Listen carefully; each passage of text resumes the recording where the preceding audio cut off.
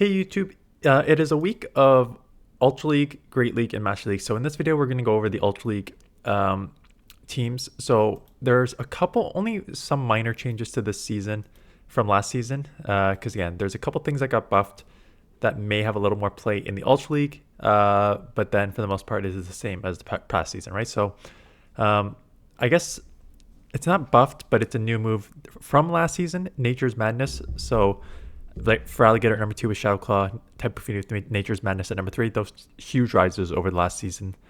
But for the most part, it is the same old, right? Poliwrath, Pidgeot, Registeel, Empoleon, Cobalion, Mandibuzz, Cresselia, Virizion, right? There's all your mud boys or your buff Pokemon or your like legendaries Pokemon, right? And then your XLs like Talonflame, who've been kind of meta for a long time in this league. The only ones that have changed are Scrafty with Thunder Punch at 52, which Scrafty was always kind of pretty good. And you know what? I said, if you watch my Great League video this morning, I said Scrafty and Great League, I would prefer 9% of the time with Thunder Punch. The only 10% of the time is when I want to ramp up with Power Punches. Like if you're doing something super effective against counter. I bet you it's probably closer. I haven't used Scrafty in the Ultra League yet, but I bet you it's closer to 95-5, that split. Just because even ramping up against like a Pokemon weak to fighting, these things are so bulky in the Great League that yes, you probably want to ramp up against like a Registeel or like a normal typing, but in general, Thunder Punch is probably going to be the better move that you want for coverage. And then Typhlosion, I've got a team with Typhlosion, way better ranked here than in the Great League. Great League, it's ranked like 200 and something, which I think is very, very, very underrated.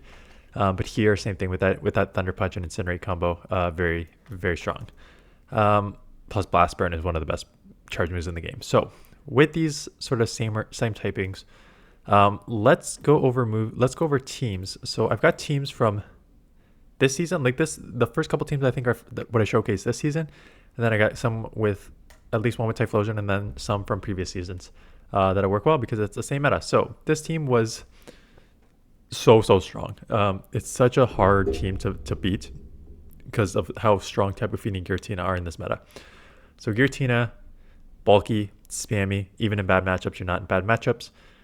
Weak to dark, weak to ice. Hello Tapu Fini as a great answer to dark and ice. Water Gun, Nature's Madness makes it so strong. And then Greedent as your level 50 bulky safe swap. Very, very spammy, weak to fighting, the two cover your fighting weakness. It's just a super all-around team. I don't even know if I have a Nature's Madness Tapu Fini. Maybe I'll try and switch, like trade those at GoFest here. But yeah, very, very strong team. Not much else to talk about. Just they cover their weaknesses very well with the great safe swap. Typhlosion. So this is a team that I used. Crest, Typhlosion, and Feraligatr. So Cresselia is just safe in this meta, right? This team could, I don't know about Typhlosion. Feraligatr for sure is a safe swap. Cresselia can be argued as super safe. Feraligatr is super safe. Typhlosion, you can get punished a little more, especially if you get like against like some dragon like Giratina. You have no move to throw. So the other two, coverage. Moonblast, Grass Knot, Moonblast for all your dragons and stuff like that, and darks. And then it's just very spammy, very, very bulky. Feraligatr is very spammy and hard hitting with the Shadow Claw's Hydro Cannon. And then Typhlosion is kind of like your sweeper. You're going to be able to like just absorb damage on the Cresselia. You're going to be able to grab shields with Feraligatr, and Typhlosion can sweep a lot of stuff again. Couple things that it doesn't have anything to throw against, but just a very, very strong Pokemon. Otherwise, this is one from a previous season, Pidgeot, Registeel. This was my underpowered Registeel, and this still did so well. Registeel's so good in this meta. So basically, I tried like an ABB stealth line. I didn't like it, so I went to Poliwrath in the ending. But basically, Pidgeot in the lead, very, very scary because you can Feather Dance or Brave Bird. And those two do very, very different things. So Brave Bird's a nuke, Feather Dance lowers your attack times 2. Their attack times 2. So lots of flexibility on the lead. And then Poliwrath and Registeel, both great safe swaps in this league. Registeel is extremely bulky and hard hitting with these two moves. Poliwrath obviously with the counter, Icy Wind and Scald for coverage. In most things, even in like bad matchups, maybe it's a bit different in Ultra League, but what I found like in the Great League, like I had Poliwrath go against like a Jellicent, where you have resisted counters, resisted Icy Wind, and resisted Scald, and it still took it down to like the yellow/red. Like, Poliwrath is insanely powerful, just how spammy those counters and those movesets are. This is one I used before I had a Registeel. So if you see Stunfisk here, you can place it with Galarian with Registeel. I just didn't have a Registeel at the time, so I did Galarian Stunfisk, but it's basically a balanced team. Dragonite, gonna have problems with like Ice and Steel to a certain extent. It has superpower, but Ice and Fairies, and then Stunfisk will deal with the Fairies, and Golisopod is again one of those safe swaps. Again, this is from previous season. I believe that Feraligatr probably replaces Golisopod as your safe swap, right? Because you have the same Shadow Claw, but then you trade off Hydro Cannon versus Liquidation. You'd rather have Hydro Cannon. And then Aerial Ace is not a great second move, and Ice Beam gives you insane coverage for your Flyers and Grass, right? So I don't see a reason why you use Golisopod over Feraligatr. I mean, they do play different because it's just like a pure water type in a Feraligatr versus a water bug, so the bug will resist counter, right? If that's important to you, Golisopod resisting counter is better than Feraligatr. But in terms of just like pure moveset, you're looking at Feraligatr. Zapdos, Poliwrath, Licky. So Zapdos has been one of my favorites to play. I always play it like multiple. There's two Pokemon I play multiple times per season in the Ultra League whenever it's out. Shadow Zapdos and Armored Mewtwo. And both of them, when I play them, I really enjoy, even though they're not like the top meta, I really enjoy using them. Shadow Zapdos is so glassy, but Thunder Shock charges so fast, and Thunderbolt Drill Peck hits everything so hard. Like any sort of neutral move, you're doing like 50% minimum to a Pokemon. It's such a hard hitting Pokemon. Maybe not like Giratina, which is so tanky. So speaking about Giratina, Zapdos gonna have a little problem. You'll have neutral Drill Pecks, but you're gonna have a little problems there. And you also don't have anything for like a Steel Ground would be a bit of an issue. So hence Poliwrath and Licky. Again, Poliwrath is a safe swap. Poliwrath can deal with your Steels. It has the Icy Wind. I was running Dynamic Punch on this, but you can definitely run Scald on this instead. And then Licky as your super hard punish for Giratina, which you would otherwise have problems with. Lick, Shadow Ball, and you are double resisting the claws and sneaks with the normal typing. In terms of safe balanced team, this is sort of the same thing overall, right? Feraligatr, you're double weak to electric though. Let me just put that out there. You are double weak to electric with Talonflame Feraligatr. It's so funny. I'm just gonna say there's not a lot of electric in this meta, and I have Ampharos on the team. That being said, there's not a lot of electric in this meta. I think Ampharos is probably one of the best in this meta, and it's very safe. So Talonflame, you can go Ampharos here or Feraligatr as your safe swap. Again, Feraligatr, I've already talked down Feraligatr, but Ampharos is just as spammy, and those Thunder Punch, Brutal Swing, I think it only takes like 3 Volt Switches to get to both of those. And with the Shadow, the Volt Switches hit really hard, and those Thunder Punch, Brutal Swings, even though they're not good moves, with that Shadow and with the Volt Switch, really, like, you are surprised how fast Shadow Ampharos chips. And it has and it's not super glassy either, so it's a really interesting Pokemon to use. I really like using it as a safe swap. There's a lot of good options as safe swaps in this league. And again, this is where I used it on this team too. I mean, I'm not going to spend too much time on this team because it's 2 of the same Pokemon, and then basically took away my double electric weakness, and then weak to fighter, but you can kind of deal with that there. And this was a viewer submitted battle, Pidgeot double fighter. And again, speaking about safe swaps, that's why I said there's a lot of stuff that can act as safe swap in this league. Like I can name 10 Pokemon that can comfortably be safe swaps in this meta. Like Giratina, Cresselia, both of these fighters, Poliwrath and Annihilate, as safe swaps. Feraligatr, Licky. There's a few others that obviously on the top of my head that I can't think of. Why not? But with this team, you're double weak to fight. You're double weak to obviously Fairy in the back, but both can kind of chip a good amount here.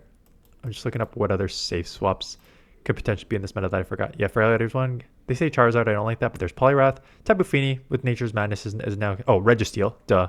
Registeel is like one of the better ones. And then there's Golisopod, which I just covered on the previous one, and Greedent, right? So, and Goodra now. Well, Gudra's always been one.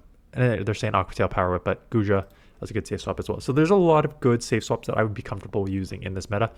And I covered a bunch of them here, and Annihilate and Poliwrath kind of covered the bill as well. I think this is, no, I got two more.